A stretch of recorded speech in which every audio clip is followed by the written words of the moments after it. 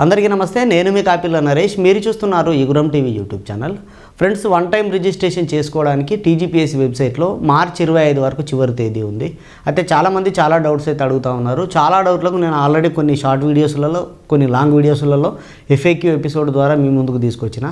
ఈ వారంలో అడిగినటువంటి ప్రధానమైనటువంటి డౌట్లు ఈ వీడియోలో చూద్దాం.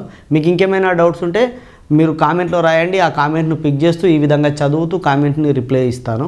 లేదంటే కాల్ మీ ఫర్ యాప్ నుంచి మీరు నేరుగా నాతో మాట్లాడవచ్చు. కాల్ మీ ఫర్ యాప్ నుంచి మధ్యాహ్నం 12:30 నుంచి అందుబాటులో ఉంటాను మీకు. మీరు ఎప్పుడైనా కాల్ చేసి నేరుగా నాతో మాట్లాడవచ్చు. మీ డౌట్లన్నీ క్లారిటీగా తెలుసుకోవచ్చు. ఇక మొదటి కామెంట్ చూసినట్లయితే, సార్ ఒరిజినల్స్ కాలేజీలో ఉన్నాయి sir, I have xerox only, please reply అని అడుగుతారు. ఖచ్చితంగా OTR అంటే వన్ టైం రిజిస్ట్రేషన్ అంటే అందులో రెండు రకాలైనటువంటి ఆప్షన్స్ ఉన్నాయి. ఒకటి ఎడిటబుల్, ఒకటి నాన్ ఎడిటబుల్. కాబట్టి ఒరిజినల్స్ పెట్టడమే ఉత్తమం. నాన్ ఎడిటబుల్ అంశాలు ఏవైతే స్టడీ సర్టిఫికేట్లకు సంబంధించి కానీ, మన క్యాస్ట్ సర్టిఫికేట్కి సంబంధించి కానీ కొన్ని వివరాలు ఉన్నాయో వాటిని మార్చుకోవడానికి మళ్ళీ అప్లోడ్ చేయడానికి అవకాశం ఉండదు. కాబట్టి ఒరిజినల్స్ అప్లోడ్ చేసుకోవడమే ఉత్తమం. మన కాలేజీలో ఉంటే కాలేజీలో నుంచి డైరెక్ట్ అన్ని టోటల్గా తీసుకొచ్చుకున్నాడు కాదు. నేను గతంలో కూడా చెప్పిన, మీరు కాలేజీకి వెళ్ళి రిక్వెస్ట్ చేసి జస్ట్ ఫోన్ తోటి ఫోటోలు తీసుకొని స్కాన్ చేసుకొని మనం అప్లోడ్ చేస్తే సరిపోతుంది. సర్టిఫికెట్స్ అంటే ఒరిజినల్సే, జిరాక్స్లు చెల్లవు. కాబట్టి ఒరిజినల్స్ తీసుకొని వన్ టైం రిజిస్ట్రేషన్ చేసుకునేటువంటి ప్రయత్నం చేయండి. ఇందులో నాన్ ఎడిటబుల్ అంశాలకు సంబంధించినటువంటివి ఎడిట్ చేసుకోవడానికి అవకాశం ఇయ్యరు. కాబట్టి మీ దగ్గర ఒరిజినల్స్ వచ్చిన తర్వాత ఎడిట్ చేసుకుంటా అంటే కూడా అవకాశం ఉండదు. అందుకొరకే చెప్తున్నా, ఖచ్చితంగా ఒరిజినల్స్ ఉండేలాగా చూసుకోండి. కాలేజీలో రిక్వెస్ట్ చేయండి. మీరు అక్కడే ఉండి ఫోటోలు తీసుకొని రండి. మీరు డైరెక్ట్ తీసుకురావాల్సిన అవసరం అయితే ఏం లేదు. ఇక నెక్స్ట్ కామెంట్, సార్ నా ఫస్ట్ టు 4th క్లాస్ కలిపి ఒక స్టడీ ఒక కండక్ట్ మాత్రమే ఉన్నది. అండ్ 5th to 10th ఒక study certificate and 11th to 12th ఒక స్టడీ సర్టిఫికేట్ ఉంది. ఎలా సార్ సపరేట్గా అప్లై చేయాలా సార్ అని చెప్పేసి అడుగుతా ఉన్నారు. ఇక్కడ చూడండి, ఇది చాలా మందికి వస్తున్నటువంటి చిన్న డౌట్. 1వ తరగతి నుంచి 5వ తరగతి దాకా ఒకటే సర్టిఫికేట్ ఉన్నప్పుడు OTRలో నమోదు చేసుకునేటప్పుడు, OTRలో అప్లోడ్ చేసుకునేటప్పుడు 1, 2, 3, 4, 5 సపరేట్గానే ఉన్నాయి. ఇది ఒకటే సర్టిఫికేట్ను అన్నింటికి అప్లోడ్ చేస్తే సరిపోతుంది. సింపుల్ లాజిక్ ఇది, చాలా మందికి తెలుసు. అయినా సరే కొంతమంది అడుగుతా ఉన్నారు, మనకు ఏ తరగతికి సంబంధించినటువంటి అకాడమిక్ ఇయర్కు ఆ సర్టిఫికేట్ను వాడుకుంటున్నామో ఆ సర్టిఫికేట్ పైన 1 నుంచి 3 అని ఉందనుకో, 1, 2, 3 తరగతులకు ఇదే అప్లోడ్ చేయాలి. 1 నుంచి 4 వరకు ఉందనుకో సర్టిఫికేట్ పైన 1, 2, 3, 4 4 సంవత్సరాలకు 4 ఇయర్స్కు అదే అప్లోడ్ చేయాలి. కొంతమందికి 1 to 5th primary school level మొత్తం ఒకటే సర్టిఫికేట్ ఉంటుంది. అదే సర్టిఫికేట్ను 1 నుంచి 5 వరకు అప్లోడ్ చేయాల్సి ఉంటుంది. ఒకటే సర్టిఫికేట్ అన్ని కాలమ్స్లలో అప్లోడ్ చేయాలి. ఇక మీకు ఏదైనా తరగతి లేకపోయినా ఆ తరగతికి సంబంధించినటువంటి రెసిడెన్సీ సర్టిఫికేట్ అప్లోడ్ చేసుకోవాల్సి ఉంటుంది. అది మీకు తెలిసిన విషయమే. ఇక గౌట్ ఎంప్లాయీస్ తప్పకుండా సర్వీస్ సర్టిఫికేట్ అప్లోడ్ చేయాలా సరే అని అడుగుతా ఉన్నారు. సో తప్పకుండా అప్లోడ్ చేయాలండి. ఎందుకంటే అప్లోడ్ చేయకపోతే తీసుకోదు. ఖచ్చితంగా ఏదో ఒకటి పెట్టాల్సినటువంటి అవసరం. కొంతమంది 1 year కంటే లోపు, అంటే మొన్ననే రిక్రూట్ అయినటువంటి కొత్త వాళ్ళు సర్వీస్ సర్టిఫికేట్ లేక వాళ్ళ యొక్క ఫస్ట్ అపాయింట్మెంట్ లెటర్ను అప్లోడ్ చేయడం కానీ ఇలాంటివి చేస్తూ ఉన్నారు. సో ఏదేమైనప్పటికీ సర్వీస్ సర్టిఫికేట్ అనేది తప్పనిసరి. ఆ సర్వీస్ సర్టిఫికేట్ అనేది మీ యొక్క DDO ఇస్తారు. ఎవరైతే మీ శాలరీ చేస్తారో, మీ సర్వీస్ రిజిస్టర్, మీ సర్వీస్ బుక్ ఎవరి దగ్గర అయితే ఉంటుందో వాళ్ళు మీకు సర్వీస్ సర్టిఫికేట్ ఇస్తారు. సర్వీస్ సర్టిఫికేట్ తప్పనిసరిగా తీసుకోండి. కొంతమంది ఏమో 1, 2 నెలలు చేసినా కూడా సర్వీస్ సర్టిఫికేట్ ఇస్తున్నారు. కొంతమంది DDOలు ఇస్తలేరు. ఇవ్వలేనటువంటి తరుణంలో ఫస్ట్ అపాయింట్మెంట్ లెటర్ పెట్టి అప్లోడ్ చేసేసుకుంటున్నారు. సో ఏదేమైనప్పటికీ కూడా సర్వీస్ సర్టిఫికేట్ అనేది తప్పనిసరి. ఒకవేళ లేకపోతే దానికి ప్రత్యామ్నాయం ఏం చేయాలి అని చెప్పేసి ఆలోచించండి. కానీ సర్వీస్ సర్టిఫికేట్ అనేది తప్పనిసరిగా తీసుకోండి. మీ యొక్క DDO ఇస్తారు. సో ఈ విషయాన్ని కూడా గమనించండి. ఇంకా కొంతమంది ఏమడుగుతారంటే, sir please reply, what is the process to apply NCL certificate అని అడుగుతారు. Non creamy layer certificate apply చేసే ప్రాసెస్ ఎట్లా సార్ అని అడుగుతా ఉన్నారు. సింపుల్ అండి. మీ యొక్క మండల రెవెన్యూ ఆఫీసర్ MRO ఆఫీస్కి వెళ్ళండి. వెళ్తే అక్కడ వివరాలు కనుక్కుంటారు. అంటే పూర్తి వివరాలు చెప్తారు. లేదంటే నియర్ బై మీ సేవకి వెళ్ళండి. మీ సేవ వాళ్ళు కూడా ఆన్లైన్లో అప్లై చేస్తారు. సో ఒకప్పుడు నాన్ క్రిమి లేయర్ ఆఫ్లైన్లో కూడా ఇచ్చేది, కానీ ఇప్పుడు ఆఫ్లైన్లో చెల్లుతలేవు అని అంటా ఉన్నారు. సో కాబట్టి ఆఫ్లైన్లో కాకుండా ఆన్లైన్లోనే నాన్ క్రిమి లేయర్ సర్టిఫికేట్ మీ సేవ ద్వారానే అప్లై చేసి తీసుకోండి. అది కొన్ని మండలాలలో ఒక్కొక్క రకంగా ఉన్నది. కొన్ని మండలాలలో మాన్యువల్గా ఇస్తున్నారు. కొన్ని మండలాలలో ఈ ఆన్లైన్లో అప్లై చేసుకోండి అమ్మా, మీ సేవ నుంచి తీసుకోండి అని అంటున్నారు MROలు. So non creamy layer apply చేసుకోవడానికి మీ నియర్ బై ఉన్నటువంటి మీ సేవకి వెళ్తే ఆ మీ సేవ వాళ్ళు మీకు చెప్తారు ఏ విధంగా అని చెప్పేసి. ఎందుకు చెప్తున్నా, క్లారిటీగా లేకుండా ఇట్లనే చేయండి అని చెప్పలేకపోవడానికి గల కారణం ఏంటంటే, ఒక్కొక్క మండలంలో ఒక్కొక్క MROని బట్టి ఒక్కొక్క రకంగా ఉన్నది. కాబట్టి ఇప్పుడు నేను మా నియర్ బై ఉన్నటువంటి MRO గారిని అడిగి నేను పూర్తి వివరాలు అనుకొని చెప్పాను అనుకో, దాన్ని పట్టుకొని ఇట్లా అని చెప్పేసి మీరు వేరే అనుకో, అక్కడ MRO గారి దగ్గర మీ మండలంలో వేరే రకంగా ఉండవచ్చు.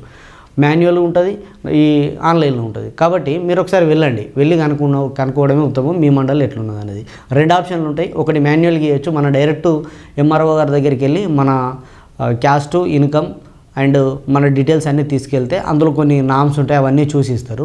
లేదు అని అంటే మీ సేవకు అప్లై చేసుకోవాలి. మీ సేవలో అప్లై చేసుకుంటే కొన్ని డీటెయిల్స్ అయితే అడుగుతారు. ఆధార్ కార్డు, రేషన్ కార్డు, మన ఇన్కమ్ సర్టిఫికేట్ ఇవన్నీ అడుగుతాడు. సో ఆ ప్రొసీజర్ ప్రకారం ఉంటుంది. ఒకసారి మీ సేవకి వెళ్తే పూర్తి వివరాలు అయితే తెలుస్తాయి మీకు. 1 to 7th బోనఫైడ్ సర్టిఫికేట్లు అప్లోడ్ చేశాక మళ్ళీ ఎడిట్ చేసుకోవడానికి ఛాన్స్ ఉందా సార్ అంటే వితిన్ March 25th లోపు అని అడుగుతూ ఉన్నారు. ఇప్పుడు మనం ఏదైతే వన్ టైం రిజిస్ట్రేషన్ చేసుకుంటున్నామో ఇది వితిన్ 24 అవర్స్లో ఎడిటేబుల్ ఉంటుందండి. ఆల్ టైప్ ఆఫ్ ఎడిట్ చేసుకోవచ్చు వితిన్ 24 అవర్స్లో. మనం ఇప్పుడు ఓటీఆర్ చేసినాం, ఏదైనా తప్పు అప్లోడ్ అయింది, లేదంటే ఇంకేదన్నా ఒక సర్టిఫికేట్కి బదులు ఇంకో సర్టిఫికేట్ పడ్డది, లేదంటే ఏదైనా అక్షర దోషాలు ఉన్నాయి అని ఏదైతే మనం గమనిస్తామో మనం ప్రింట్ తీసుకున్న నుండి ఒక 24 అవర్స్ వరకు అవన్నిటిని ఎడిట్ చేసుకోవడానికి అవకాశం ఉంటుంది, ఆల్ పార్ట్స్. అంతేగాని 25th తర్వాత, లేదంటే మనం అప్లై చేసుకున్న తర్వాత, ఇప్పుడు అప్లై చేసిన 2 రోజులు 3 రోజులకు అరే నేను చేసింది తప్పు అని చెప్పేసి చూసుకుంటే నాన్ ఎడిటేబుల్. కొన్ని అంశాలు నాన్ ఎడిటేబుల్, కొన్ని అంశాలు ఎడిటేబుల్ అంశాలు కూడా అప్పుడు ఎడిట్ చేసుకోవడానికి లేదు. మళ్ళీ వాళ్ళు ఎడిట్ ఆప్షన్ ఇచ్చినప్పుడు మాత్రమే ఎడిట్ చేసుకోవడానికి అవకాశం ఉంటుంది. అంటే మనకు సంబంధించినటువంటి క్వాలిఫికేషన్ ఎక్కువ పెరిగినప్పుడు కానీ, మన యొక్క సర్వీస్ పెరిగినప్పుడు కానీ, కాలానుగుణంగా నాన్ క్రీమీ లేయర్ సర్టిఫికేట్ లాంటివి అప్డేట్ అవుతూ ఉంటాయి కదా, అవి మాత్రమే అప్డేట్ చేసుకోవచ్చు తప్ప మిగతా ఏవి అప్డేట్ చేసుకోవడానికి అవకాశం లేదు. మొబైల్ నెంబర్ కానీ, జీమెయిల్ ఐడి కానీ, ఫోటో కానీ, సంతకం కానీ ఇలాంటివి మాత్రమే మార్చుకోవడానికి అవకాశం ఉన్నది. స్కూల్ డీటెయిల్స్, కాలేజీల డీటెయిల్స్ ఏవి మార్చడానికి అవకాశం లేదు. కాబట్టి అప్లోడ్ చేసేటప్పుడే అండ్ డేటా ఎంట్రీ చేసేటప్పుడే 1-2 సార్లు చూసుకొని ఫైనల్ సబ్మిట్ చేయండి. మళ్ళీ మార్చుకోవడానికి అవకాశం లేదు. న్యూ ఓటీఆర్ చేయడానికి కూడా లాస్ట్ డేట్ లేదా ఓన్లీ అప్డేట్కి last date give clarification sir అని అడుగుతూ ఉన్నారు. చాలామంది అడుగుతారు, ఇది కొత్త వాళ్ళకేనా లేదంటే పాత వాళ్ళకు మాత్రమేనా, ఆల్రెడీ చేసుకున్న వాళ్ళు ఎడిట్ చేసుకోవడానికి మాత్రమేనా అని చెప్పేసి చాలామంది అడుగుతూ ఉన్నారు. ఇది అందరికండి. టీజీపీఎస్సీ నుంచి విడుదలయ్యేటువంటి ప్రభుత్వ ఉద్యోగాల కోసం అప్లై చేసుకుంటా అన్నటువంటి ప్రతి ఒక్కరికి నువ్వు ఇలా నేను అప్లై చేసుకుంటున్నాయా నాకెందుకు అనిపించవచ్చు. మళ్ళీ 6 నెలల వరకు నీ మనసు మారచ్చు. అప్లై చేసుకోవాలి, నేను జాబ్ కొట్టాలి, నాకు 10th ఉంది, 10th తోటి పడ్డటువంటి ఉద్యోగాలకు అప్లై చేసుకుంటా, నాకు ఇంటర్ ఉంది, ఇంటర్ తోటి పడ్డటువంటి FBO ఫారెస్ట్ బీట్ ఆఫీసర్ ఉద్యోగాలకు నోటిఫికేషన్ రాబోతూ ఉన్నది. సో ఇట్లా నా క్వాలిఫికేషన్ తక్కువనే అని అనుకోకుర్రి. మీకు 10th ఉన్నా, ఇంటర్ ఉన్నా, డిగ్రీ ఉన్నా, పీజీ ఉన్నా, ఏది ఉన్నా మీరు వన్ టైం రిజిస్ట్రేషన్ చేసుకోండి. ఫ్రీయే కదా, ఫోన్లో మీరు ఇంటి దగ్గరనే చేసుకోవచ్చు కదా మీ సర్టిఫికేట్లు పట్టుకొని. సో కాబట్టి ఎవ్వరు కూడా దీన్ని నిర్లక్ష్యం చేయకూరి. ఇన్ కేస్ ఏదైనా నిరుద్యోగులకు సంబంధించి ఏమైనా స్కీమ్స్ లాంటి వాళ్ళు లేదంటే ఇంకేదన్నా కానీ తీసుకొచ్చినప్పుడు వన్ టైం రిజిస్ట్రేషన్ చేసుకున్న వాళ్ళకి అని లింక్ పెట్టిన అనుకో, ఏదన్నా ఫర్ ఎగ్జాంపుల్ చెప్తున్నా, నిరుద్యోగులు అందరూ అక్కడ ఉన్నారు, నిరుద్యోగులు అందరూ ఇట్లా చేసుకుంటున్నారు అని చెప్పేసి అన్నాడనుకోండి. ఫర్ ఎగ్జాంపుల్ చెప్తున్నా, మనమైతే లెక్కలకు రావాలి కదా వాళ్ళకు లెక్కలకు నిరుద్యోగులు. కాబట్టి అభ్యర్థులందరూ వన్ టైం రిజిస్ట్రేషన్ చేసుకోండి. కొత్త వాళ్ళకా పాత వాళ్ళకంటే ప్రతి ఒక్కరికి కొత్తనా పాతనా అనేది కాదు. ఆల్రెడీ ఉద్యోగం పొందినటువంటి వాళ్ళు కూడా ఉద్యోగం సాటిస్ఫై లేక గ్రూప్ 1 స్థాయి ఉద్యోగం కోసము మళ్ళీ అప్లోడ్ చేసుకుంటూ, అంటే మళ్ళీ అప్లికేషన్ పెట్టుకుంటూ మళ్ళీ వన్ టైం రిజిస్ట్రేషన్ చేసుకుంటూ ఉన్నప్పుడు ఎలాంటి ఉద్యోగం లేనటువంటి ఫ్రెషర్స్గా ఉన్నటువంటి మనం ఎందుకు చేసుకోవద్దండి. అందుకొరకే వన్ టైం రిజిస్ట్రేషన్ చేసుకోండి, ఫ్రీ ఆఫ్ కాస్ట్. మీ మొబైల్లోనే మీ సర్టిఫికేట్లన్నీ జస్ట్ ఫోటోలు తీసుకొని అప్లోడ్ చేసి చేసుకోవచ్చు, ఇబ్బంది ఏం లేదు. వాట్సాప్లో, ఫేస్బుక్లో, ఇన్స్టాగ్రామ్లో మనం పోస్టులు పెట్టినట్టు, ఎవరికైనా మెసేజ్లు పంపినట్టే సేమ్ అంతే అనుకోవాలి. ఆ టైంను మనం ఒక 10-20 నిమిషాలు కేటాయిస్తే వన్ టైం రిజిస్ట్రేషన్ అయిపోతుంది. ఏ విధంగా చేయాలి, ఎక్కడెక్కడ ఏ డేటా నింపాలి, ఎలా అప్లోడ్ చేయాలి, ఏమేమి అవసరం అనే విషయాలన్నీ కూడా మన ఛానల్ ద్వారా దొరుకుతాయి. కాబట్టి మన ఛానల్లో చూడండి. పూర్తి నాలెడ్జ్ తీసుకున్న తర్వాత, పూర్తి క్లారిటీ ఇన్ఫర్మేషన్ తెలుసుకున్న తర్వాత వన్ టైం రిజిస్ట్రేషన్ చేసుకోండి. ఇక క్యాస్ట్ సర్టిఫికేటు హస్బెండ్ది పెట్టాలా, ఫాదర్ది పెట్టాలా? ప్లీజ్ రిప్లై మీ. హస్బెండ్ది అయితే సర్నేమ్ చేంజ్ అవుతుంది కదా అని చెప్పేసి అయితే అడుగుతూ ఉన్నారు. నేను చాలా వీడియోలలో చెప్పిన పెళ్ళి అయినటువంటి అమ్మాయిల యొక్క క్యాస్ట్ సర్టిఫికేట్ ఏది ఉంటుందని. బాగా గుర్తుపెట్టుకోండి, ఒక అమ్మాయి పెళ్ళైనంత మాత్రాన సర్నేమ్ మారదు, తన పేరు మారదు, కులం మారదు, ఏది మారదు. పేరు, సర్నేమ్ అనేది ఆప్షన్ అంతే తప్ప వాళ్ళు పిలుచుకోవడానికి ఏదో ఆనవాయితీగా అట్లా నడుస్తున్నది. లీగల్గా కొన్ని సందర్భాలలో మార్చుకోవచ్చు, కానీ కులం అనేది ఎప్పటికీ ఒకే కులం ఉంటుందండి. కులం సర్టిఫికేట్ ఖచ్చితంగా ఫాదర్ నేమ్ తోటే ఉండాలి. మీరు ఏ నోటిఫికేషన్ పీడిఎఫ్ను ఓపెన్ చేసినా ప్రతి నోటిఫికేషన్లో అదే మెన్షన్ చేస్తాడు, నాన్ క్రిమీ లేయర్ కానీ క్యాస్ట్ సర్టిఫికేట్ కానీ. ఎందుకంటే ఈ క్యాస్ట్ తోటే నాన్ క్రిమీ లేయర్ వస్తుంది. సో దీనికి రిలేటెడ్గా ఉండేటువంటిది ప్రతి నోటిఫికేషన్లో మెన్షన్ చేస్తాడు, ఫాదర్ నేమ్ తోటే ఉండాలని. అబ్బాయి అయినా అమ్మాయి అయినా తన తండ్రి నుంచి మాత్రమే కులం వస్తుంది, తన తండ్రి కులమే బిడ్డకు వర్తిస్తుంది. కాబట్టి ప్రతి అభ్యర్థి ఈ విషయాన్ని గమనించాలి. ముఖ్యంగా ఆడవాళ్ళు కాదు, మగవాళ్ళు పెళ్లి చేసుకునేటువంటి వాళ్ళు పెళ్లి కాగానే మనం ఏదో మన కిరీటాలు ఏదో అన్నీ ఇట్లా అయినట్టుగా నా ఇంటి పేరు పెట్టుకో, మా పేరు పెట్టుకో అని చెప్పేసి భార్యల యొక్క పేర్లు మార్చుడు, ఇంటి పేర్లు మార్చుడు, మా రేషన్ కార్డుల పేరు ఎక్కించుకో అని చెప్పేసి ఇట్లా కొంతమంది హుషారుతనం చేసి అమ్మాయిల పేర్లు మార్చడం, రేషన్ కార్డులలో, ఆధార్ కార్డులలో, పాన్ కార్డులలో వాళ్ళ ఇంటి పేరు మార్చడము, అన్ని సర్టిఫికెట్లు నేను తెస్తే నాకు ఎంఆర్ఓ తెలుసు, వీళ్ళని వాళ్ళ పేరు మీద తీసుకురావడం, ఇవి వెళ్ళాయి. కాబట్టి మొగోళ్ళు కూడా గుర్తుపెట్టుకోవాలి ఈ విషయాన్ని. తను పుట్టి పెరిగి వచ్చింది అక్కడి నుండి కాబట్టి తన తండ్రి పేరు తనకి ఎప్పుడు ఇక మీరు కాదు తోకలాగా తండ్రి పేరే ఉంటుంది. ఎప్పుడు జాబ్ వచ్చినా కూడా తన తండ్రి పేరుతో డాటర్ ఆఫ్ అనే పిలుస్తారు. మన పేరు అనేది కేరాఫే, అర్థమైందా?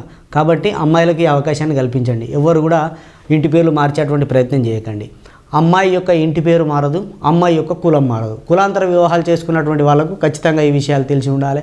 అమ్మాయి యొక్క కులము పుట్టినప్పటి నుండి ఎప్పటికీ ఒకే కులం ఉంటుంది. సో అందుకే ఈ విషయాలు తెలియక ఇట్లాంటి కామెంట్లు అయితే వస్తూ ఉన్నాయి. అవేర్నెస్ రావాలి, మీరు కూడా అవేర్ చేయండి. చాలామందికి అవేర్ చేస్తేనే ఇలాంటి ఇబ్బందులు లేకుండా ఉంటాయి. కులం అనేది తండ్రిదే ఉంటుంది, నాన్ క్రీమీ లేయర్ సర్టిఫికెట్ తండ్రి నుంచే ఉంటుంది. కాబట్టి ఈ విషయాన్ని గమనించండి. సో ఇది ఇంకా చాలా ఉన్నాయి కామెంట్లు. సో మీరు కామెంట్ చేయండి మీ యొక్క డౌట్స్ని, నెక్స్ట్ వీడియోలో నేను క్లియర్గా ఎక్స్ప్లెయిన్ చేస్తాను. ఇదండి వీడియో నచ్చితే లైక్ చేయండి. ఇలాంటి వీడియోల కోసం మన ఛానల్ సబ్స్క్రైబ్ చేసుకొని పక్కన ఉండేటువంటి బెల్ బటన్ క్లిక్ చేయండి. సదా విద్యా సేవలో యుగురం TV YouTube channel. Thank you everyone.